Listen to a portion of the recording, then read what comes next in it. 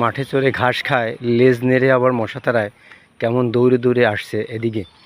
এই যে কত সুন্দর গরুগুলো একটা আর একটাকে, এই ড্রামটার মধ্যে খাবার আছে, ও ভয়ে পালায় ও যাতে ওকে যাতে না দেখতে পায়, সেই জন্য ঘরে গরুগুলো ভয়ে পালাচ্ছে। এই যে দেখুন মাঠটা কত সুন্দর, এখানে সব গরু রয়েছে, আর একটা আর একটার সাথে ওই যে মনে হয় যেন কি ওরা শিং দিয়ে মানে একটা আর একটার সাথে একটু কুস্তি লড়বে সেই রকম।